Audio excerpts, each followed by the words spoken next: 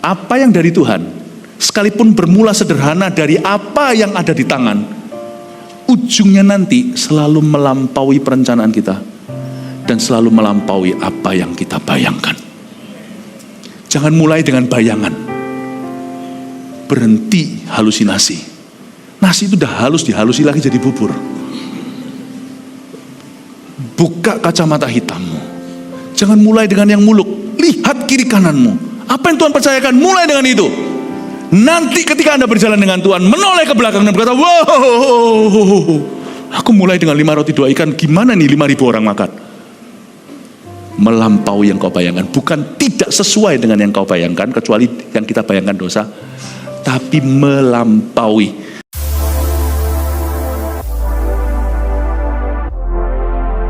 Kitab Kisah Para Rasul pasal yang ke-16 ayat 5 ayat 4 sampai 15. Nanti saya telusuri ayat per ayat. Nanti berhenti di mana, tolong ingatkan saya kalau saya lupa. Judulnya, tema khotbah saya di ibadah sekarang ini adalah melampaui yang aku bayangkan.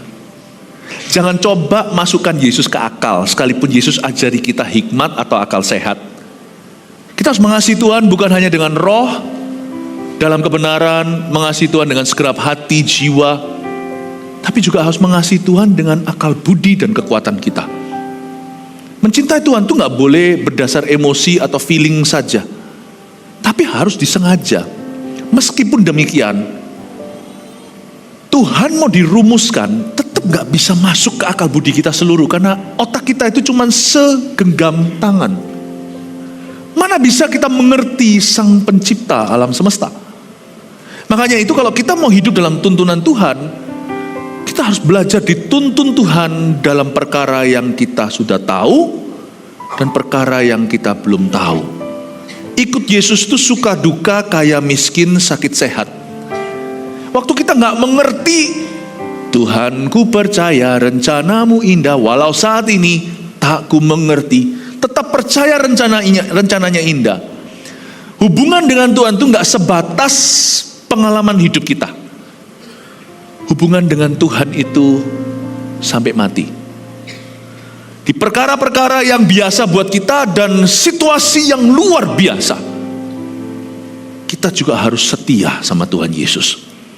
Kita akan belajar dari Paulus, gimana dia menemukan perlahan-lahan kehendak Allah. Mencari kehendak Tuhan itu gak ada orang yang tahu persis 100%, karena kita masih melihat samar-samar di kaca.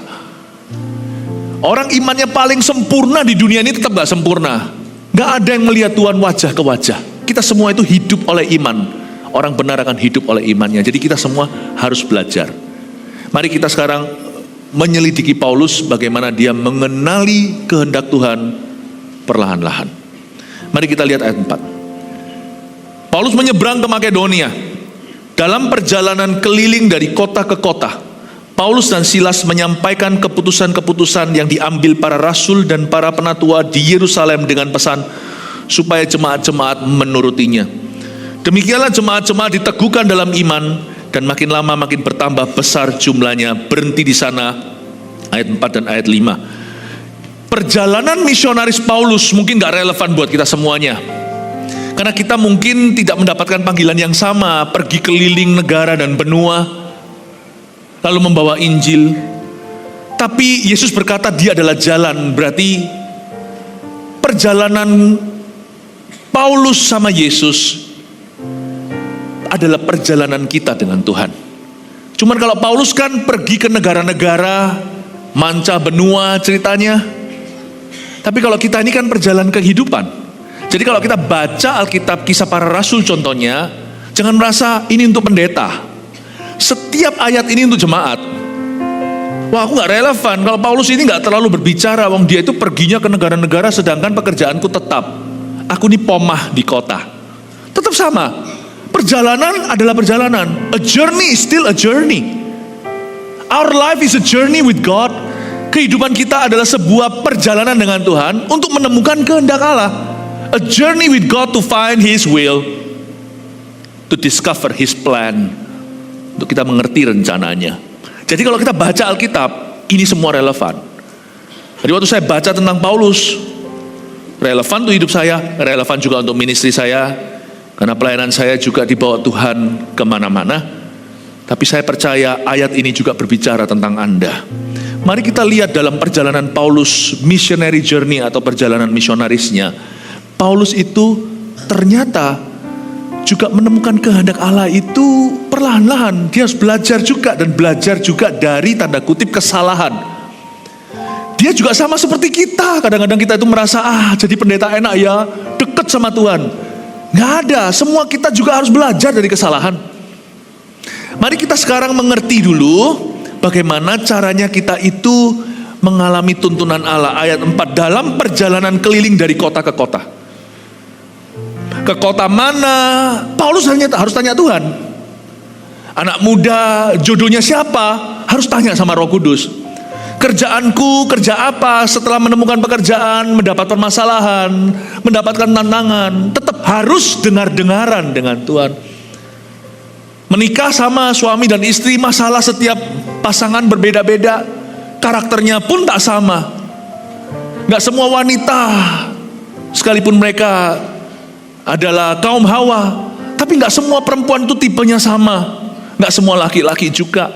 Setiap keluarga punya kondisinya sendiri-sendiri. Seperti Paulus jalan keliling dari kota ke kota, dia perlu dengar-dengaran dengan Tuhan. Dia minta tuntunan, dan dia belajar untuk membaca tanda.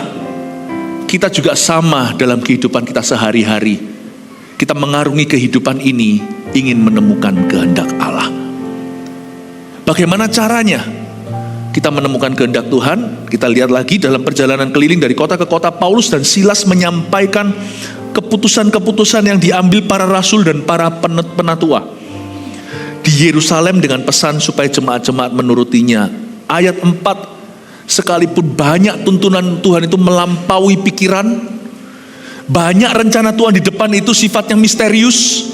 Siapa di sini tahu hari esoknya? Paling-paling kita hanya bisa membuat perencanaan. Faktor X, lebih tepatnya faktor G, faktor God, faktor Tuhan itu nggak bisa kita tebak.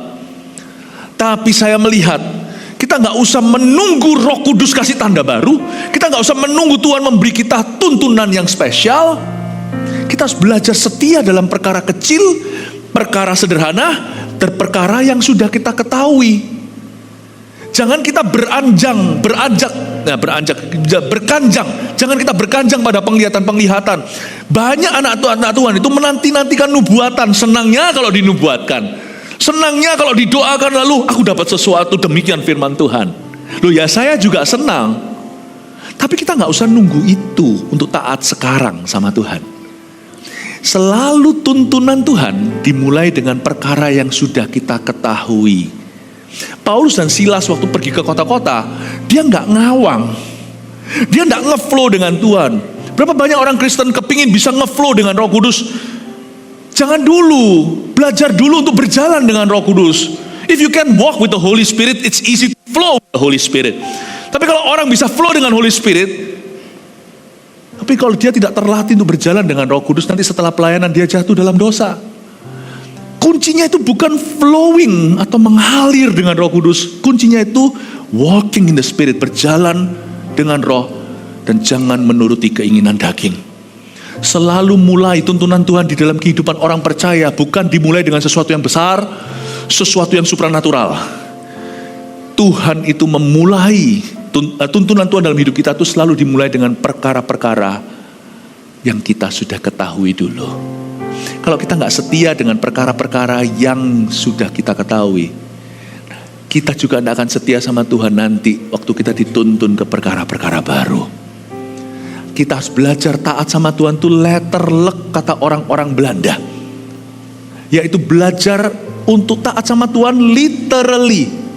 Gak usah cari firman istimewa lewat mulut Nabi. Kejadian sampai Wahyu ini cukup materi untuk Anda taati. Makanya itu di ayat ini, lihat ya job deskripsinya Paulus dan Barnabas. Meskipun dalam perjalanannya, di biografi mereka, kisah para rasul mencatat cerita pelayanan mereka. Banyak sekali perkara tidak terduga. Lalu Paulus di mana ada orang mendengarkan dia digerakkan oleh karunia iman. Dia berkata, si lumpuh, berdirilah, langsung berjalan. Di tempat mana nanti dia menghadapi tantangan yang dia nggak duga, rencananya datang untuk membayar nasar ke bait suci, malah habis itu huru hara. Dari sana langsung dia ditangkap lalu dibawa. Nggak pernah sangka ternyata dia toh akan ke Roma. Memang niat hatinya, tapi cara dia ke sana ternyata adalah dengan dibelenggu menjadi tawanan dulu. Life is full of surprises. Surprise terbesar di hidup ini bukan surprise happy birthday to you. Hidup itu penuh dengan kejutan. Makanya saya suka kalau setiap hari itu saya berdoa bahasa roh. Bahasa roh itu bukan untuk sok-sokan. Di dalam gereja kita juga ada porsinya berbahasa roh itu. Waktu kita menyembah Tuhan dalam Roh Kudus itu didempetkan dekat sekali dengan penyampaian firman. Karena waktu kita berdoa seperti itu, kita ungkapkan rahasia hati kita kepada Yesus. Itu adalah klimaks penyembahan di setiap ibadah. Orang berkata mau bahasa roh di rumah aja, gak usah di gereja. Gereja ada tempat, ada porsinya. Lain cerita kalau pengumumannya pakai bahasa lidah, nah itu salah. Orang berbahasa roh itu untuk berdoa. Gereja adalah rumah doa. Ada tempatnya, kecuali kalau bahasa roh itu stand alone. Isinya ibadah itu bahasa roh doang, lalu gak ada penjelasan firman. Orang bingung gak dibangun apa-apa. Orang baru datang kira kita gila. Makanya bahasa roh itu di dalam konteks bukan pengumuman, announcement gereja, bukan greeting di depan, tetapi di dalam penyembahan. Kalau ada orang berbahasa roh itu tadi menyembah, kalau Anda belum menerimanya, berbahagialah untuk mereka. Kita juga bisa menyembah dengan akal budi kita, tapi mereka diberi karunia lebih gitu loh. Dan jangan merasa bahasa roh kok di sini, jangan GR dulu, dia tidak ngomong sama dirimu, dia ngomong sama Tuhan. Tidakkah setiap jemaat punya hak atau berhak, setiap ibadah itu punya ada satu porsi, gak ngikuti WL-nya lagi atau worship leader-nya, setiap orang itu langsung terhubung dengan Kristus. Bukan karena lagu ciptaan gubahan siapa, bahkan yang pakai royalti. Bahasa roh juga mulai bunyi lagi ketika kita masuk ministry time. Setelah firman, kita mendoakan. Gimana saya bisa doakan orang sebelahnya? Bahkan kalau itu adalah keluarga Anda pun Anda tidak tahu rahasia hatinya.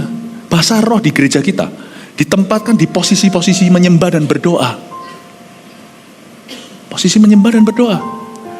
Dan saya suka berbahasa roh tiap hari. Karena waktu saya berdoa dalam bahasa roh, saya mempersiapkan diri untuk tuntunan-tuntunan Tuhan yang saya belum ketahui. Atau untuk kejadian-kejadian tidak terduga di hidup saya. Seringkali saya upload dulu. Seperti misalnya kalau orang itu upload Netflix. Anda nggak tahu di dalamnya ada film apa aja. Tapi Anda upload dulu. Bahasa roh itu seperti upload semua borongan. Nanti setelah itu dituntun Tuhan perlahan-lahan, hari per hari, jam per jam. Saya suka sekali berdoa di dalam bahasa roh. Secara pribadi, selain di samping kalau di gereja ada porsi, ada tempatnya, ada bahasa roh di gereja kita itu pada tempatnya. Misalnya tadi salah satu ibadah, saya masih memberikan sebuah tantangan. Gak apa-apa sih orang masih belajar, tiba-tiba ada bahasa roh keras di sana, seperti saingan saya bicara, di situ juga bicara. Akhirnya dengan sopan saya bilang tolong tenang. Tapi nanti ketika kita mulai doa, setelah firman saya berkata, ayo semuanya doakan orang-orang yang meresponi altar call tadi, meskipun altar callnya tidak maju, tapi di kursi. Kita berbahasa roh, jangankan cuma satu, itulah waktunya jangan tenang, semua kita berbahasa lidah yang sudah bisa. Gereja itu ada porsinya, tempatnya. Dan kalau di rumah saya suka berbahasa roh sendiri. Saya berdoa, karena bahasa roh itu adalah sebuah jenis doa yang kita bisa doakan sesuatu yang bahkan otak kita belum bisa nangkap. Nggak bisa nangkep. Otak kita nggak bisa nangkep. Anda hanya bisa doakan perencanaan. Ada rencana, ada doa. Tapi Anda tidak bisa doakan kejadian. Itu hanya roh Anda yang tidak dibatasi dengan waktu. Roh Anda yang tidak dibatasi dengan pengetahuan. Nah, ini saya suka berbahasa roh karena itu mempersiapkan saya untuk the unknown. Perkara-perkara yang belum saya ketahui. Tapi tuntunan Tuhan tidak dimulai dengan sesuatu yang kita tidak ketahui. Tuntunan Tuhan itu selalu bermula dari sesuatu yang kita sudah ketahui. Makanya itu Paulus dan Silas akan menghadapi setan lah, ketemu sama orang-orang tertentu lah, nanti dalam cerita ini kan ketemu dengan Lydia lah. Tuhan sudah disiapkan untuk perkara-perkara yang belum terduga, yang melampaui akal budi pikiran. Dia sudah dipersiapkan lewat doanya untuk tuntunan Tuhan yang melampaui semua imajinasi. Pokoknya melampaui yang aku bayangkan. Tapi dia nggak nunggu sampai titik itu. Dia belajar setia dengan apa yang sudah ada di tangan. Banyak orang itu matanya tertuju ke 5.000. 5 roti 2 ikan di tangan dibuang-buang. Kalau kita mau mengalami tuntunan Tuhan penuh, mulai dengan sesuatu yang kau dan aku sudah tahu. Dan mereka tahu keputusan-keputusan yang diambil oleh para rasul, para penatua di Yerusalem, itu yang mereka bawa dari kota ke kota dan mereka beritakan Injil, plus mereka menjelaskan pada setiap gereja, setiap kota yang mereka kunjungi, apa yang menjadi keputusan bersama gereja mula-mula. Paham ya? Selalu mulai dengan sesuatu yang sudah Anda tahu. Selalu mulai dengan itu. Karena itu, tuntunan Tuhan selalu mulai dengan sesuatu yang sudah menjadi tugas tanggung jawabmu. Tuhan, kenapa Engkau belum menuntun aku? Kalau orang berdoa begitu, tapi mengabaikan tanggung jawab sehari-hari, tolong suruh dia berhenti berdoa sejenak, kembali korah-korah. Kalau memang itu adalah tugasnya. Kalau ada seorang anak muda berkata, aku mau dipakai Tuhan besar, luar biasa, haleluya. Pakai aku Tuhan, tunjukkan satu tanda dari sorga. Tolong mamanya tepuk-tepuk dia, kerjakan PR-mu dulu. Rencana Tuhan yang sejagat raya, yang besar dari sorga itu selalu dimulai dengan yang sudah jadi tanggung jawab di tanganmu. Selalu mulai dengan 5 roti dan 2 ikanmu. Tanggung jawab daripada Paulus dan Silas adalah membawa surat gereja kemana-mana. Mereka bermula dengan itu. Mereka memberitahu, demikianlah ayat 5, jemaat-jemaat diteguhkan dalam iman. Dan makin lama makin bertambah besar jumlahnya. Alhasil karena mereka setia dengan perkara sederhana. Karena mereka itu setia pada perkara-perkara yang sudah ada di tangan mereka. Mereka melakukan tugas mereka. Melakukan tanggung jawab mereka. Tidak heran jemaat diteguhkan. Gak usah orang yang super spiritual, tapi orang yang berbuah dalam kebenaran. Tidak butuh orang yang super diurapi, yang berjalannya agak ngawang, haleluya. Tapi orang yang mendarat dan melakukan tugasnya. Orang Kristen yang bertanggung jawab, itulah permulaan, itulah garis start. Go back to your ordinary life. Lihat apa yang belum kau lakukan, yang sudah Tuhan percayakan. Belajar hargai itu dulu.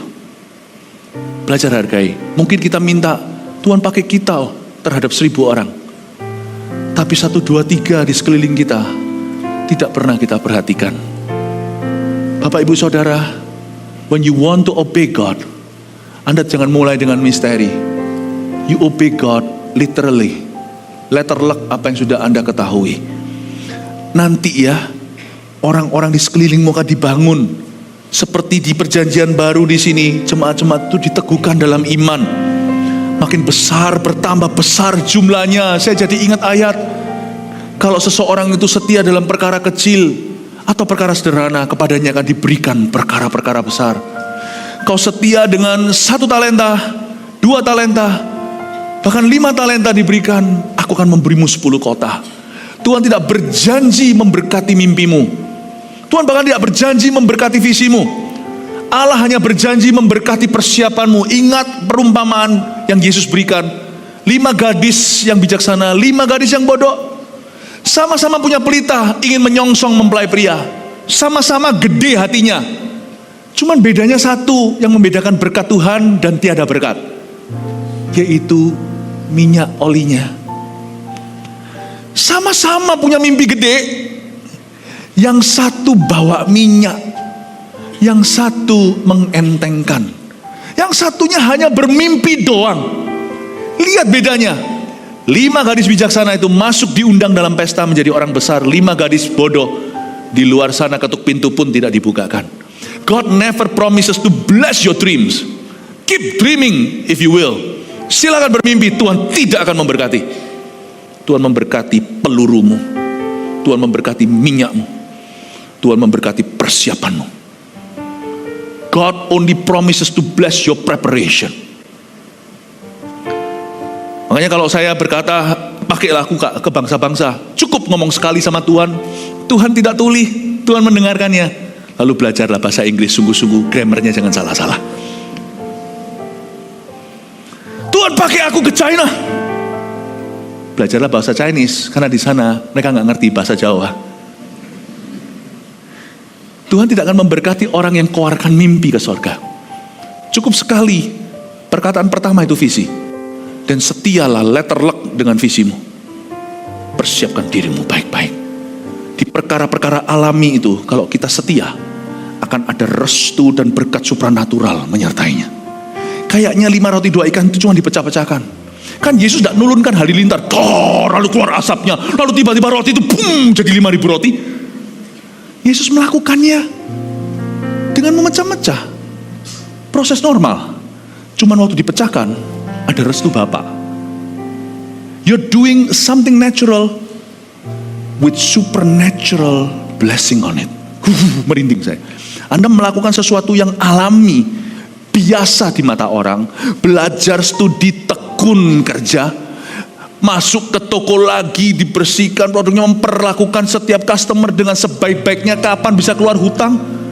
Gak masuk hitung-hitungan, tapi Anda diajari Tuhan bahwa aset termahal adalah manusia. Anda memperlakukan customer Anda dengan mengorangkan mereka. Gak tahu gimana nanti ujungnya ini bisa ketemu. Masalahku gimana, ada penyelesaian. Tapi Anda cuma setia dalam perkara sederhana. Aku harus mengasihi tetanggaku, mengasihi sesamaku manusia seperti diriku sendiri. Dan Anda tidak tipu mereka, Anda tidak manipulasi, tidak memanfaatkan orang. Hutangnya segudang, jualnya retail pelan-pelan. Anda layani satu, tidak mengeluh setelah keluar. Anda berkata, terima kasih Ci, nanti lain kali kembali ya. Orang senang berbisnis dengan Anda. Masuk ke dalam ruang doa Anda, setelah Anda hitung uangnya, Anda mesti menangis, Tuhan ini kurang. Gak mungkin aku bisa kembalikan hutang. Anakku pun mungkin akan diambil oleh pegadaian. Seperti cerita Elisa dan minyak buli-bulinya yang tidak pernah berhenti mengalir. Anda jangan kaget suatu hari Tuhan membuat sesuatu mujizat yang Anda tidak duga. Tuhan tidak suruh Petrus bayarlah ikan itu dari uang yang turun dari sorga. Dia berkata, kamu kan nelayan, pergilah sekarang, pancinglah ikan di Danau Galilea yang ada jutaan ikan itu.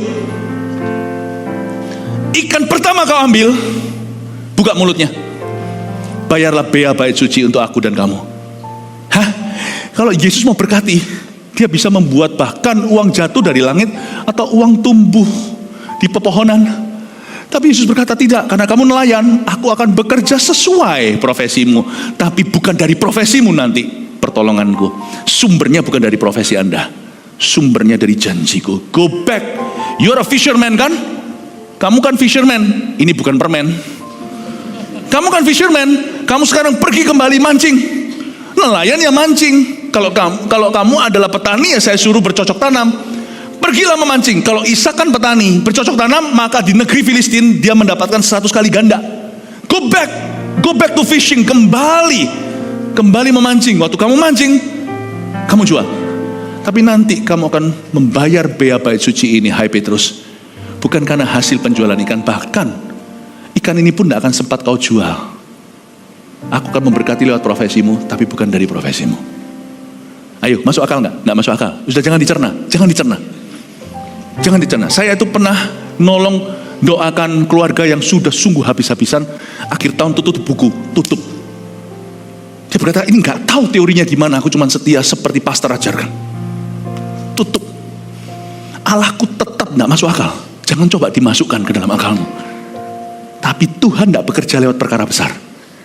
Hasilnya bisa besar. Tuhan selalu bekerja lewat perkara kecil. God doesn't bless your dream. God blesses your preparation. Amin Bapak Ibu. Ketika saya berkata Tuhan 1000 gereja 1 juta murid, saya ngomong sekali, habis itu bekerja keras. Persiapkan itu, persiapkan ini, meeting sana, meeting sini. Tuhan yang tahu betapa keras kami bekerja. Bahkan waktu pandemi, perbaiki perbaiki ini, upgrade ini. Tidak semua itu harus bisa dibeli dengan uang. Meskipun kita punya equipmentnya, kalau yang menjalankannya tidak bagus, latihan lagi, duduk lagi, kritiki diri sendiri. Wow, gereja ini tidak berdiri di atas dasar yang orang kira, wah kasih karunia pertumbuhan. Iya, karena Tuhan kalau memberkati itu tidak masuk akal. Tapi jangan lupa kayu bakarnya. Kalau Anda lihat apinya, memang itulah yang dapat glory, karena memang begitu, karena Tuhan.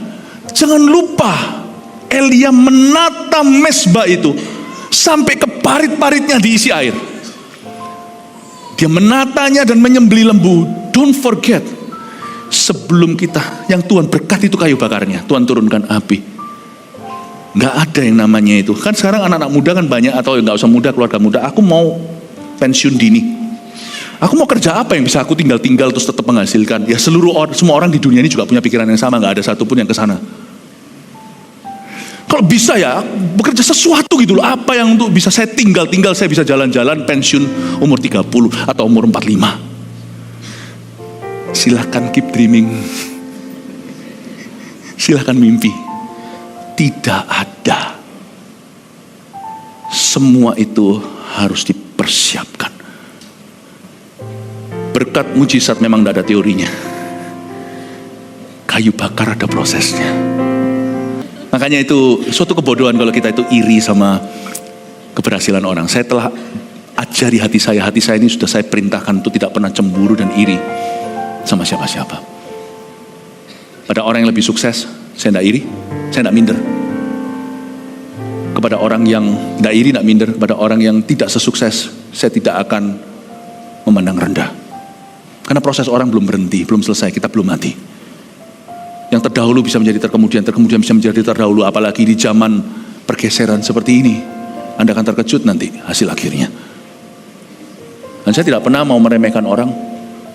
Saya juga tidak mau iri sama siapa-siapa. Kadang-kadang kita iri sama tetangga kita, kok rumputnya lebih hijau ya? Kan ada pepatah, the grass is always greener on the other side, on your neighbor's lawn. Setiap kali hati saya mau iri, saya selalu beritahu gini, ya kamu jangan cuma lihat warna hijaunya, coba lihat water bill-nya. Juga lihat tuh tagihan airnya. Setiap orang yang berhasil itu pasti ada harga yang dibayar sama dia. Pasti ada. Jadi jangan cemburu, jangan iri.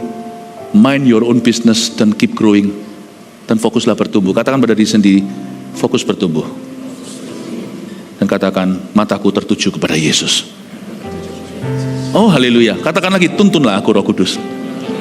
Oh saya yakin kok, tahun ini Tuhan akan menuntunmu di rumput hijau air tenang.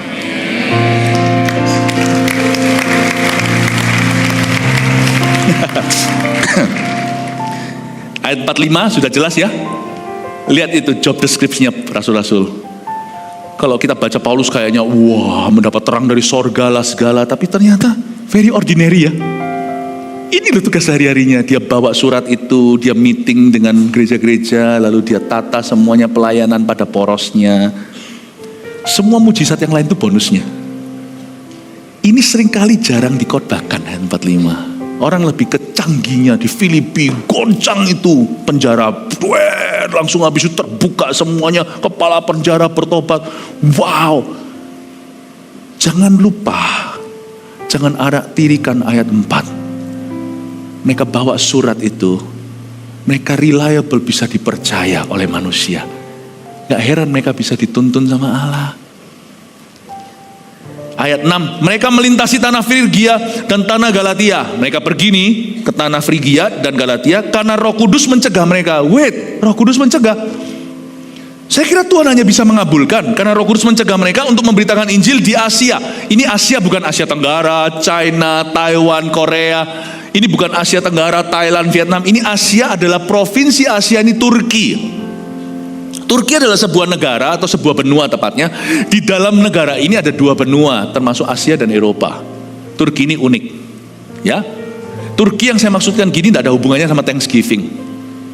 Ya udah, nggak apa-apa. Ini sedikit joke yang nggak lucu. Turki ini sebuah negara, bukan kalkun. Turki ini, si Paulus mau ke Turki. Dan di Turki itu kalau tembus ya dia terus ke Asia terus. Asia sungguhan, Asia yang kita kenal hari ini. Tapi roh Yesus mencegah dia tuh, ayat 7. Dan setibanya di Misia, mereka mencoba masuk ke daerah Bitinia. Tetapi roh Yesus tidak mengizinkan mereka. Kan khotbah sekarang ini judulnya melampaui yang kubayangkan. Tema besarnya tuntunan Tuhan, tuntunan Roh Kudus kan. Jadi dalam hidup kita, waktu kita dituntun sama Tuhan itu, jangan kita cuma mau dituntun ke rumput hijau air tenang.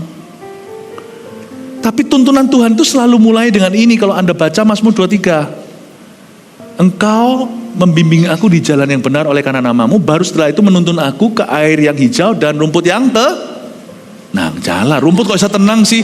Air kok bisa hijau? Itu lumutan. Sedikit pancingan memastikan bahwa Anda ada pikirannya di gereja. Tapi sebelum dituntun ke rumput hijau dan air tenang, selalu dibimbing ke jalan yang benar. Don't forget this. Banyak orang itu mau berkatnya, tapi nggak mau bayar harganya. Nggak bisa. Kadang-kadang Tuhan mau memberkati kita, tapi Tuhan tidak mau. Bukan karena Tuhan tidak rela. Tuhan ingin dan rindu, tetapi kita hidupnya belum benar. Gimana? How can I bless you kalau pikiranmu salah tentang aku? Berapa banyak orang yang salah paham sama Tuhan? Bagaimana bisa kalau prinsip hidupmu terbolak-balik semua? Jadi penting sekali dalam kita memahami tuntunan Allah, kita juga harus mengerti isi hatinya. Kita harus tahu pasti seperti kita bisa membedakan merah dari putih. Apa yang tidak diperbolehkan untuk Tuhan. Sebelum kita minta yes-nya Tuhan, pelajari juga no-nya Tuhan. Hari itu Paulus diajari, kamu gak boleh masuk ke Misia, Bitinia, kamu gak boleh masuk ke Asia. Kamu gak bisa ke sana. Tuntunan Tuhan tuh gak selalu ke yes terus. Kadang-kadang Tuhan menuntun kita dalam sesuatu, dan kadang-kadang Tuhan menuntun kita pada no-nya. Tuhan tuh gak selalu hanya mengabulkan doa, kadang-kadang Tuhan mencegah kita. Tuntunan Tuhan tuh gak bunyi yes, yes, yes melulu. Kadang-kadang Tuhan akan tunjukkan pada kita apa yang tidak berkenan kepadanya. Beberapa orang belajar untuk mengerti kehendak Tuhan setelah dia mempelajari dulu apa yang bukan kehendak Tuhan. Beberapa orang belajar langsung dari firman, itu yang pintar. Tapi tidak sedikit di antara kita benjut-benjut dulu baru tahu bahwa Tuhan tidak berkenan tentang hal itu. Betul kan? Tapi bagaimanapun juga saya bersyukur, mau benjut-benjut pun, mau babak belur, tetap akhirnya orang itu mengerti kehendak Tuhan dan berakhir baik. Allah bekerja sama mendatangkan kebaikan kalau kita masih mau belajar dari Dia. Hari itu Paulus diajari, Roh Kudus mencegahnya, kamu tidak boleh masuk Asia, tidak boleh masuk Bitinia. Jadi kita juga harus mengerti apa yang mendukakan hati Allah. Tuntunan Tuhan itu tidak selalu di perkara-perkara yang terlalu besar. Saya jadi ingat pemazmur berkata, Tuhan, aku mau menenangkan diriku seperti anak yang disapih. Anak disapih itu umur 3 ke atas sudah gak perlu lagi baby digendong terus. Kalau mamanya keluar dari ruangan dia tidak langsung nangis, dia tahu mamanya ada di sana. Dia berkata, aku tidak mau berpikir sesuatu yang terlalu muluk, terlalu besar Tuhan. Aku mau menjadi anak yang disapih, belajar percaya seperti anak yang disapih dekat ibunya. Saya ingin Anda untuk mengerti dulu, tuntunan Tuhan memang luar biasa, tapi selalu dimulai dari perkara biasa. Hari itu Paulus mempelajari yang Tuhan larang dalam hidupnya. Jangan muluk-muluk dulu minta sesuatu. Anda sudah setia enggak untuk menjauhi hal-hal yang Tuhan larang di hidupmu? Sudah belum? Jangan-jangan kalau kita nggak clear soal itu, nanti kalau jatuh cinta, ngeroh pun jadi, Tuhan suruh aku jadi sama istri orang itu. Kadang-kadang loh kita itu seperti mau tepuk jidat. Kasus-kasus konseling itu kan banyak, tapi saya tidak bocorkan siapa-siapa karena ini kasus yang saya buat aja. Tapi pasti ada di dunia. Ini cuma sekedar cerita, bukan kejadian sungguhan. Orang kalau jatuh cinta kan bisa nggak objektif. Bisa aja suami orang dia rasa Roh Kudus kasih itu ke dia. Loh, zaman ini sekarang banyak yang kayak begini. Yang lebih gila gak sedikit. Yang mengatasnamakan Tuhan untuk berbuat kejahatan. Bahkan firman Tuhan pun ditawar, dinegosiasi karena mendengar suaranya. Ini tuntunan ilahi. Mana mungkin Allah menuntunmu kepada sesuatu yang Dia larang dalam firman? Jangan berzina, ya kan? Berapa banyak orang membenarkan dosanya karena dia berkata dia mengaku dia dituntun sama Tuhan. You must be very clear dulu lah, belajar setia dulu. Hal-hal yang Tuhan bilang jangan di hidupmu, hal-hal yang Tuhan bilang salah, udah jangan dinego. Gak perlu lagi minta peneguhan. Aku minta peneguhan dari sorga. Jangan sampai nanti kalau Anda nyetir mobil membuat kemacetan. Waktu di sana lampu hijau, Anda nggak jalan. Kenapa? Aku minta peneguhan dari Menteri Perhubungan. Itu SIM-nya dapat dari mana itu? Beli atau apa? Bukan, jangan kita itu ngeflow di jalanan. Di jalanan perlu ngeflow, kadang-kadang kita perlu kreatif. Gimana ini mundurnya, gimana. Tapi pastikan Anda baca buku rambu dulu. Hal-hal yang sesudahnya Anda tahu sebelum dapat surat izin mengemudi, harusnya sudah Anda dan saya pelajari. Kita harus tahu larangan dulu. Kalau ada lampu kuning, itu bukan berarti genjot cepat sebelum merah. Kita harus ngerti rambu itu bicara apa. Bapak ibu saudara, banyak orang Kristen masih belum jelas. Minta tuntunan lebih dari Tuhan, sedangkan perkara-perkara yang Dia larang, dia kompromi terus di situ. Come on lah. Saya tidak minta sesuatu yang muluk-muluk dari Tuhan, seperti anak yang disapih dekat ibunya. Saya sungguh-sungguh cuma berkata sama Tuhan, ajari Philip. Saya kalau doa sama Tuhan Yesus, untuk tahu diri. Kalau Tuhan sudah berfirman itu tidak boleh dalam hidup saya. Saya nggak perlu peneguhan, nggak perlu Tuhan bicara 2 kali. Tuhan itu bukan hanya juru selamat, Dia itu panglima bala tentara. Anda yang angkatan, Anda TNI, Anda akan tahu. Apa-apa jawab, siap komandan, siap dan. Komandan tidak perlu 2 kali lalu ingatkan lagi. Tuhan bicara, cukuplah Anda tahu. Jangan ngeroh. Karena nanti dalam perjalanan, Anda butuh Roh Kudus di perkara-perkara Anda tidak tahu. Jadi Anda harus kuat dan grounded, tertanam dalam kebenaran dulu. Kalau dalam kebenaran kita kesleo, terkilir, dalam kebenaran kita abu-abu, nanti dalam roh kita ngawur, ngeroh terus. Amin Bapak Ibu Saudara. Latihlah dirimu tahun 2024, gak usah muluk-muluk minta tuntunan gimana. Ajari aku setia di perkara-perkara yang Tuhan larang, ajari aku untuk taat, apapun perasaanku. Amin Bapak Ibu Saudara. Setelah melintasi Misia, ayat 8, mereka sampai di Troas. Pada malam harinya tampaklah oleh Paulus suatu penglihatan. Ada seorang Makedonia berdiri di situ dan berseru kepadanya, katanya, menyeberanglah kemari dan tolonglah kami. Wah, saya bisa bayangkan jadi Paulus pasti, loh Tuhan yang suruh aku nginjil, kenapa masuk Bitinia ditolak? Persisnya seperti apa dia ditolak masuk ke Misia kita nggak tahu. Dia mau masuk ke Asia dihalangi. Tapi dari sini saya tahu Paulus bukan orang yang dikit-dikit doa, bukan berarti dia nggak saat teduh, bukan berarti dia punya kehidupan doa bolong-bolong. Tapi dia bukan tipe orang yang kalau menghadapi rintangan lalu habis itu lemparkan kembali ke Tuhan.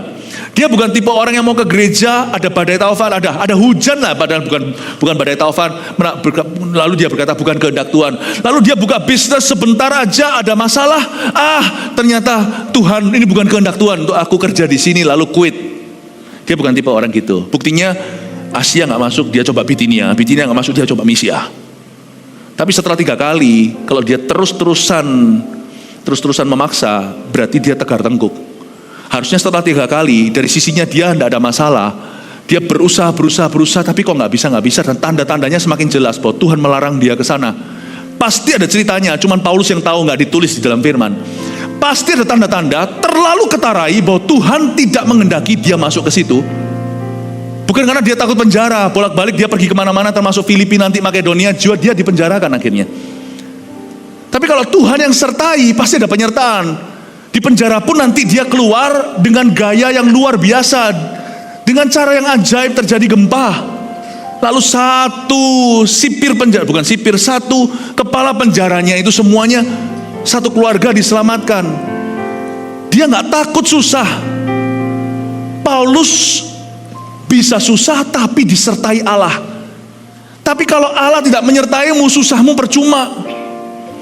Paulus tidak mau itu. Kalau dia memaksa masuk ke Bitinia, ke Misia, nggak akan ada perlindungan Tuhan, nggak akan ada pembelaannya. Jadi setelah 3 kali, awal-awal waktu ditolak masuk Asia, pasti Paulus mengeluh begini, aduh Tuhan, kenapa sih Tuhan? Ini kan pekerjaanmu, bukankah engkau yang suruh? Masuk lagi, coba nggak bisa, coba lagi nggak bisa, coba lagi nggak bisa. Tapi setelah 3 kali, akhirnya bahasa Ibrani, mudenglah dia. Mami, oh Tuhan tidak berkenan. Untungnya Paulus tidak terbawa-bawa perasaan. Dia tahu bahwa hidupnya menuju sesuatu, dia punya tujuan. Ayat 9, pada malam harinya, malam itu juga penolakan ketiga, mau masuk ke Misia nggak bisa. Tampaklah oleh Paulus suatu penglihatan. Tuhan bicara lewat sebuah vision. Katakan vision. Saya tunjukkan bahwa vision tidak sempurna. Dalam penglihatannya, dia melihat seorang Makedonia berdiri di situ. Kalau dalam bahasa Yunaninya dan juga bahasa Inggrisnya bahkan ditulis seperti ini. He saw a Macedonian man. Ditunjukkan gendernya, jenis kelaminnya. Seorang laki-laki Makedonia berdiri di situ dan dada-dada. Tolong kami SOS 911, menyeberanglah kemari. Dan Paulus langsung mengambil kesimpulan. Coba melihat ayat yang ke-10. Setelah Paulus melihat penglihatan itu, segeralah kami mencari kesempatan untuk berangkat ke Makedonia. Karena dari penglihatan itu, kami menarik kesimpulan bahwa Allah telah memanggil kami untuk memberitakan Injil kepada orang-orang di sana. Perhatikan, Paulus lihat sebuah vision penglihatan. Dia kurang rohani apa? Orang ini deket Paul sama Tuhan. Nanti di kapal karam, Yesus bahkan berdiri di sisinya. Di kota tertentu dia dianiaya, Yesus berdiri lagi di sisinya. Ini orang sama Tuhan tuh kayak hubungannya jasmani. Gak seperti kita yang hubungannya hanya rohani. Tapi dalam visionnya ini kok meleset ya kalau Anda baca. Nanti waktu dia ke Filipi, dia gak ketemu laki-laki, dia ketemu Lydia. Lydia itu perempuan. Ternyata Paulus pun belajar untuk melihat tanda. Dan Paulus melihat penglihatan itu, ayat 10, dia langsung mencari kesempatan untuk berangkat. Paulus bukan tipe orang malas. Dia tahu dia harus bekerja untuk Tuhan. Dia tidak ada kesempatan untuk merenungkan dulu kenapa aku benar, kenapa aku salah. Orang yang gak bisa maju adalah orang yang selalu mengevaluasi dirinya di setiap langkah. Itu orang yang gak percaya diri. Dikit-dikit evaluasi diri dulu gimana. Nggak usah.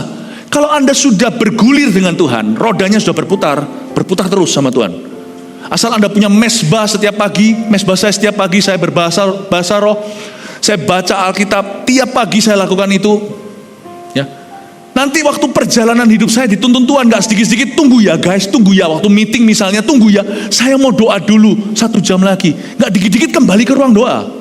Kau bawa apa yang di dalam ruang doamu ke kehidupanmu sehari-hari. Dan berani mengambil kesimpulan, berani mengambil keputusan. Karena Tuhan berjalan denganmu, sekalipun Anda dan saya tidak tahu segala sesuatu. Dituntun Tuhan itu gak usah sedikit-sedikit langsung kembali ke ruang doa. Kecuali kalau memang Anda tidak berdoa. Kalau kita gak berdoa ya bangunlah mesbah doamu. Kok bolong-bolong kenapa? Gak ke gereja ya? Kembali ke gereja melayani Tuhan. Tapi kalau kita sudah punya mesbah doa, jangan dikit-dikit kembali ke ruang doanya. Itu yang membuat banyak orang tidak bisa menjadi pemimpin yang bagus. Karena dikit-dikit dia berkata aku doa dulu, dikit-dikit aku doa dulu, nggak berani ngambil keputusan, tidak berani menarik kesimpulan. Karena ayat 10 dikatakan kami menarik kesimpulan. Kita tidak boleh, dalam bahasa Inggrisnya jump into conclusion, tidak boleh membuat konklusi itu nanti tunggu Tuhan. Tapi kita harus bisa menarik kesimpulan dan mengambil keputusan yang terbaik saat itu. Tuntunan Tuhan itu tidak selalu menunggu Tuhan menuntun. Kalau kita sudah jalan dengan Tuhan, berani ambil kesimpulan, berani ambil keputusan. Tuntunan Tuhan itu tidak selalu tunggu dulu aku mau dengar lagi, tunggu dulu aku mau dengar lagi. Kalau Anda sudah berdoa, ambillah keputusan. Gak mungkin kita ngawur, karena orang yang berdoa sudah dipenuhi firman. Gak mungkin dia mengambil suatu keputusan yang mendukakan hati Tuhan secara sengaja. Dare to make a decision. Sekalipun kita tidak maha tahu, sekalipun kita, are you ready? Nggak pernah bisa pasti detik itu, atau hari itu, bahkan bulan itu. Apakah keputusanmu itu sudah 100% kehendak Tuhan atau bukan? Tapi kalau kita sudah disertai dengan sifat yang tekun, berani susah, berani mati, berani berjuang, nggak takut kegagalan, jangan takut deh ambil keputusan. Tuhan beserta. Kalau Tuhan tidak menyertai persis keputusan itu, nanti Tuhan arahkan keputusan yang lain. Tapi bukan karena Anda quit, tapi karena Tuhan buka pintu sebelahnya nanti. Dia mau masuk Bitinia nggak bisa, Misia nggak bisa, masuk ke Asia nggak bisa. Dituntun Tuhan akhirnya ke Makedonia. Haleluya. Coba kalau Paulus quit waktu disuruh masuk Bitinia, waktu dicegah masuk Bitinia, dia berkata, sudahlah, nggak usah gini-ginian lah. Nggak ketemu Makedonia, nggak ada cerita mujizat di Filipi, penjara yang dibuka, nggak ada gereja Filipi berdiri di sana, seorang perempuan yang punya roh tenung dilepaskan, nggak ada. Kita nggak boleh jadi quitter. Tuntunan Tuhan itu tidak dimulai dengan Tuhan menuntun selalu. Kalau kita sudah jalan sama Tuhan, kita nggak perlu merasakan tuntunan Tuhan baru membuat keputusan. Kalau kita ecek-ecek kaki di kolam, hari panas mungkin dingin airnya. Tapi kalau kita sudah diving, kalau kita sudah menyelam, apakah Anda masih merasa basah? Kalau Anda sudah menyelam, nikmatilah. Siapa di sini pernah menyelam? Angkat tangan. Saya cerita ya, saya pernah sekali menyelam. Tak cerita ya? Boleh? Gak apa-apa kok, di luar masih hujan, jadi Anda tidak bisa pulang. Saya menyelam, di depan saya itu ada ikan, itu loh, paus yang dodot itu loh, gede banget, mulutnya takut, luar biasa. Saya tidak rasa basah, saya menikmati ciptaan Allah. Wow, ajaiblah Tuhan, seperti lagu him yang kita nyanyikan tadi, tiba-tiba gelap. Saya kira saya dimakan sama ikan, ternyata siapa matikan TV?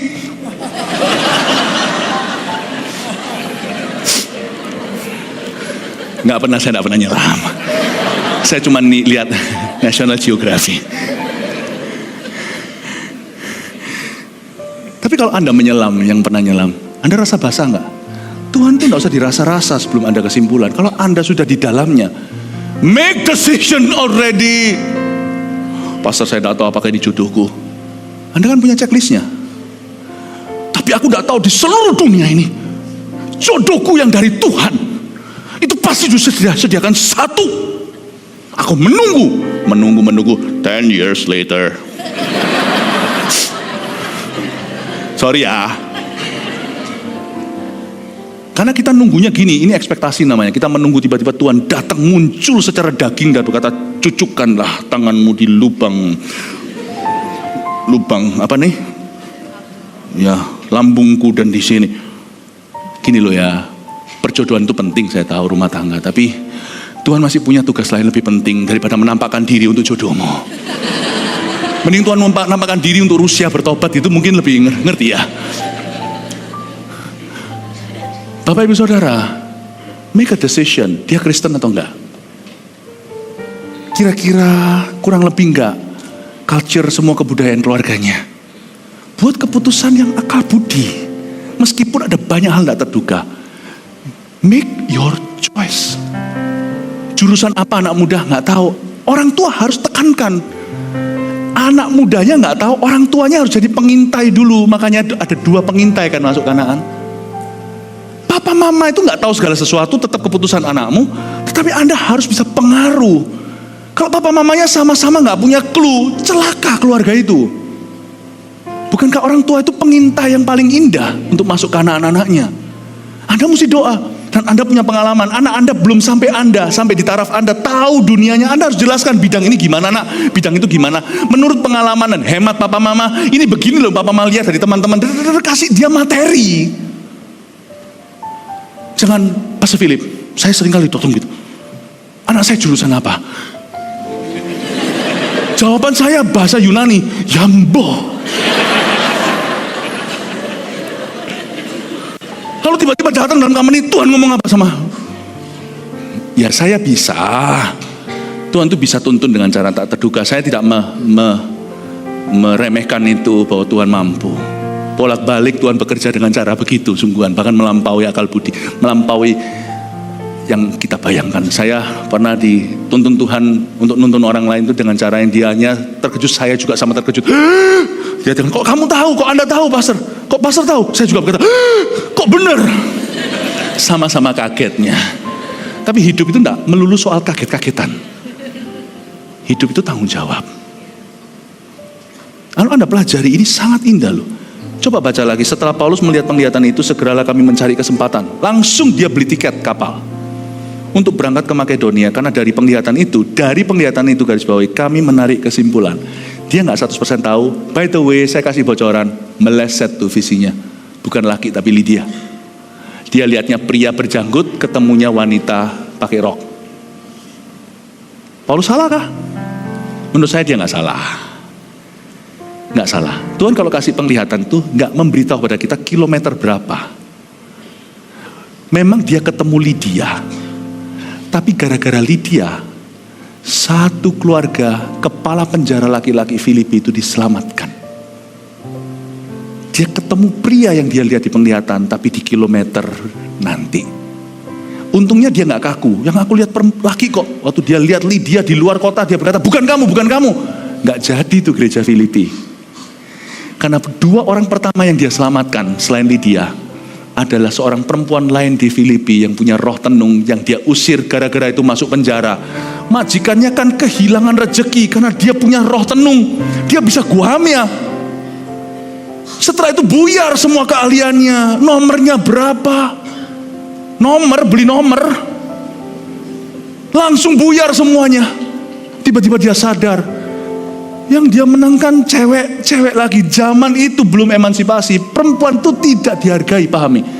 Yang bergengsi itu menangkan laki-laki. Zaman dulu ada satu tempat yang namanya sinagoga, ya, terdiri dari berapa kakak, misalkan 10 kakak kepala keluarga. Hitungannya itu pria. Jadi dia ketemu Lydia ini tidak termasuk pertobatan seharusnya, tapi dia menobatkan seorang perempuan. Lalu perempuan lagi, punya roh tenung lagi. Kalau Paulus kaku, semua harus sesuai dengan ekspektasi, semua harus sesuai dengan pengertiannya. Percayalah kepada Tuhan dengan segenap hatimu, dan jangan bersandar kepada pengertianmu sendiri. Kalau dia bersandar pada pengertiannya, nggak akan ketemu sama laki-laki yang dalam penglihatannya, karena dia ketemu melulu perempuan, wanita lagi. Bapak ibu saudara, don't judge God too soon. Jangan menghakimi suatu situasi, apalagi Allahmu terlalu dini. Lalu kami bertolak dari Troas dan langsung berlayar ke Samotrake, dan keesokan harinya tibalah kami di Neapolis. Dari situ kami ke Filipi, kota pertama di bagian Makedonia. Ini suatu kota perantauan orang Roma. Filipi adalah kota perantauan orang Roma. Di kota itu kami tinggal beberapa hari. Saya kasih sedikit nilai sejarah. Di Filipi, kota itu adalah kota perantauan orang Roma. Saya pernah pergi ke pelayanan di London, di suatu gereja orang-orang barat di sana, tapi pergi ke satu kota namanya kota Bath. Bath itu artinya bathroom atau kota mandi. Disitulah dulu banyak orang Roma pergi mandi. Di sana akan ada sumber air panasnya. Oke? Jadi kota-kota rileks, tapi kota-kota tempat perantauan Roma ini antikristus semuanya. Mereka itu sangat-sangat memuja kaisar. Jadi waktu masuk ke Filipi, Paulus sudah berbunga-bunga. Yes, Tuhan menuntun aku ke Makedonia. Makedonia itu provinsi, Filipi itu kota. Waktu dia masuk ke Filipi, waktu masuk ke kota, misalnya kalau seumpamanya ke Manado, Anda masuk kota, kalau jalan darat akan muncul kalimat, torang semua basudara, kita semua bersaudara. Misalnya kalau Anda masuk ke Ungaran kota apa? Lupa ya. Ungaran kota murni, kota suci apa, nggak tahu.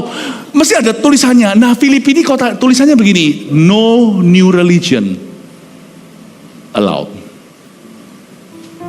Paulus belum menitis gereja, kekristenan belum sampai ke sana, masuk sudah diberitahu no new religion allowed. Tidak ada agama kepercayaan baru boleh di sini. Kami orang Roma menolak keras. Dia berkata, salah kali Tuhan. Mungkin maksudnya Makedonia itu jenis ice cream. Tuhan suruh saya makan ice cream kali. Bukan ke kota itu. No religion, no new faith allowed. Ayat 13 saya mau selesai. Pada hari Sabat kami keluar pintu gerbang kota. Paulus, Tuhan suruh aku ke Filipi, ke Makedonia. Aku sudah doa loh. Makanya itu perlu fleksibel sekalipun kita sudah doa. Karena Tuhan gak pernah salah. Resepsi kita ini loh gak sempurna. Ya, suara orang itu oke-oke aja. Tapi halo, sinyal. Sinyal. Kitalah yang bermasalah. Paulus pun dapat masalah, tapi waktu dia masuk ke sana, dia tidak kecewa dan dia keluar gerbang kota pada hari Sabat, hari Sabtunya Yahudi. Kami menyusur tepi sungai dan menemukan tempat sembayang Yahudi yang sudah kami duga ada di situ. Wah, berbunga hatinya. Mungkin nggak di dalam kota, di luar kota. Ada nih di pinggiran kota. Saya melihat di sini ada tempat mereka itu berdoa. Berapakah? Waktu dia duduk di sana, setelah duduk kami berbicara kepada perempuan-perempuan yang ada berkumpul di situ. Nggak ada prianya. Salah gender kali. Masa visiku tuh gender confusion ya? Masa visiku tuh kebingungan gender ya? Jelas-jelas Tuhan berkata, saya melihat laki-laki dada-dada. Tolong kami. Seorang dari perempuan-perempuan itu yang bernama Lydia turut mendengarkan. Ia seorang penjual kain ungu dari kota Tiatira, seorang businesswoman yang beribadah kepada Allah. Tuhan membuka hatinya, bukan seorang pria Makedonia, seorang wanita Makedonia di luar kota pinggiran Filipi. Sehingga ia memperhatikan apa yang dikatakan oleh Rasul Paulus. Lydia dibuka hatinya, diselamatkan Tuhan, seorang businesswoman. Sesudah ia dibaptis bersama dengan seisi rumahnya, ia mengajak kami, katanya, jika kamu berpendapat bahwa aku sungguh-sungguh percaya kepada Tuhan, marilah menumpang di rumahku. Dia paksa tinggal di rumah kami. Ia mendesak sampai kami menerimanya. Ayat 15 adalah hari pertama CG di Filipi. Itulah cikal bakal gereja di Filipi dan surat Paulus kepada Filipi. Lalu habis itu turun lagi, nggak usah dibaca. Waktu itu ada seorang hamba tenung, waktu Paulus lagi jalan-jalan ke pasar. Nah, dia diikuti oleh satu orang yang kesurupan tapi tidak gila. Tapi dia terus baca meramalkan Paulus tengking dia masuk penjara. Lalu kemudian jemaat pertamanya dimulai dari gempa bumi di dalam penjara, semua pintu terbuka. Bapak, Ibu, Saudara, Paulus akhirnya berkata, waktu dia keluar dari Filipi, dia berkata, I see. Hebat ya Tuhan itu ya. Berarti Paulus salah? Tidak sesuai ekspektasinya. Itu bukan berarti beda dengan yang dia bayangkan. Apa yang dari Tuhan, sekalipun bermula sederhana dari apa yang ada di tangan, ujungnya nanti selalu melampaui perencanaan kita dan selalu melampaui apa yang kita bayangkan. Jangan mulai dengan bayangan. Berhenti halusinasi. Nasi itu udah halus, dihalusi lagi jadi bubur. Buka kacamata hitammu. Jangan mulai dengan yang muluk. Lihat kiri kananmu. Apa yang Tuhan percayakan, mulai dengan itu. Nanti ketika Anda berjalan dengan Tuhan, menoleh ke belakang dan berkata, wow, aku mulai dengan 5 roti 2 ikan, gimana nih 5.000 orang makan? Melampaui yang kau bayangkan. Bukan tidak sesuai dengan yang kau bayangkan, kecuali yang kita bayangkan dosa, tapi melampaui. Pelajari satu kata ini. Saya rasa kata ini adalah janji dan rema Tuhan tahun 2024. Hidup Anda, pekerjaan Anda, untuk keluarga Anda. Kata ini adalah melampaui. Semua yang tidak pernah kau bayangkan, yang mata kita belum pernah lihat, telinga belum dengar, Tuhan sediakan bagi barang siapa yang mengasihi Dia. Are you ready to enter God's blessing? Haleluya.